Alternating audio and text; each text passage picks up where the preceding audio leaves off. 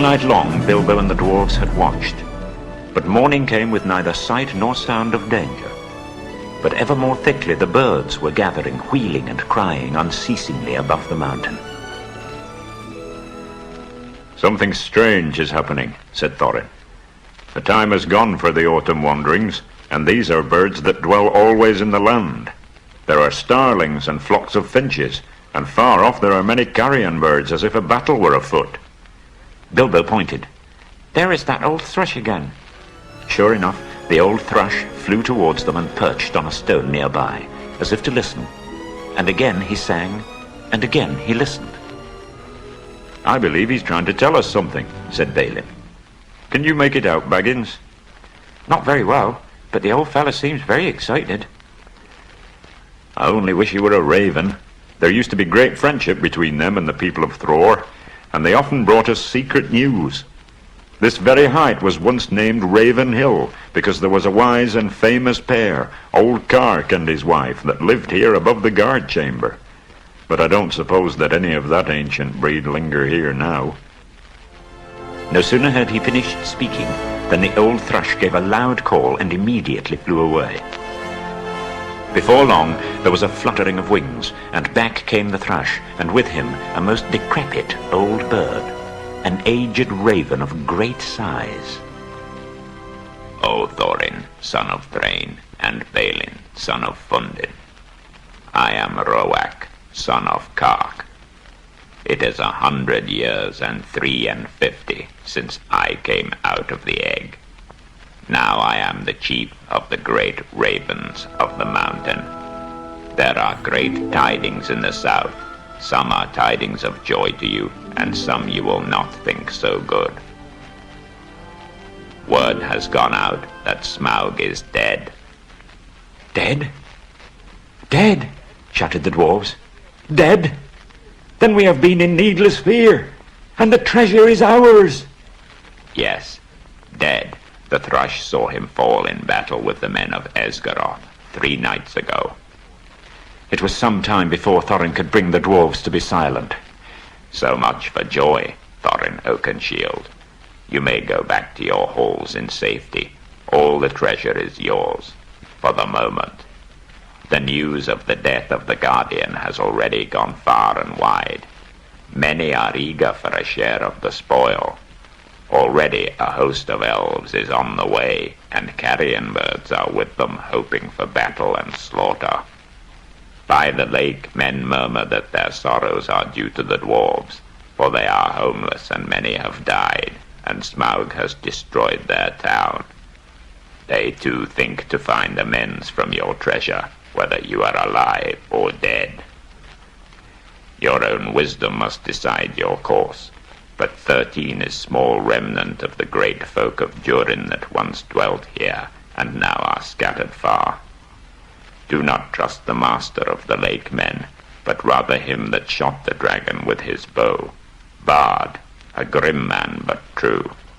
We would see peace once more among the dwarves and men and elves after the long desolation, but it may cost you dear in gold.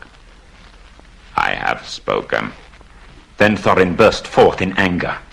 "Our thanks, Roak, Kark's son. "You and your people shall not be forgotten, but none of our gold shall thieves or the violent carry off while we are alive. If you would earn our thanks still more, bring us news of any that draw near. But go quickly to my cousin Dane in the Iron Hills, for he has many people well armed, and dwells nearest to this place. Bid him hasten." I will not say if this counsel be good or bad, but I will do what can be done. "Back to the mountain!" cried Thorin. "We have little time to lose." "And little food to use," cried Bilbo, always practical on such points. "Back to the mountain!" cried the dwarves, as if they had not heard him. So back he had to go with them. They explored the caverns once more, and found, as they expected, that only the front gate remained open. So now they began to labor hard in fortifying the main entrance. As they worked, the ravens brought them constant tidings, that the Elven King had turned aside to the lake, and that the joined armies of the lake men and the elves were hurrying towards the mountain.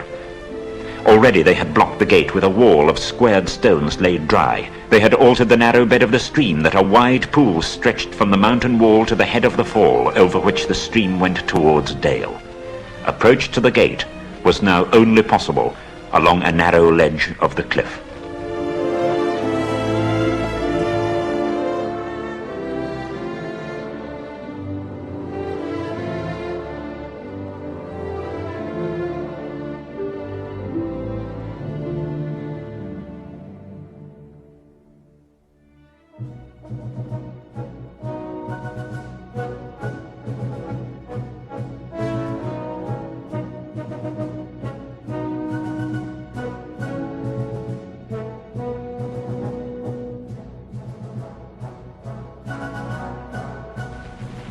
Then one evening they saw many lights of fires and torches.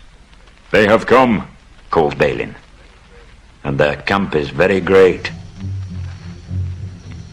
That night the dwarves slept little. The morning was still pale when they saw a company approaching.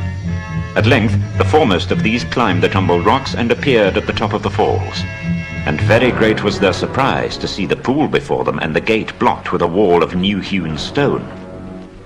Thorin hailed them.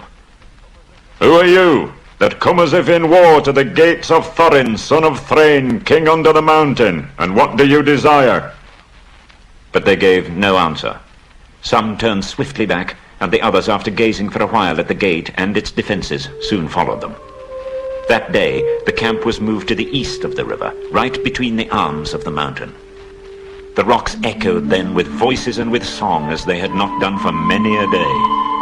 There was the sound, too, of elven harps and of sweet music, and as it echoed up towards them, it seemed that the chill of the air was warmed, and they caught faintly the fragrance of woodland flowers blossoming in the spring.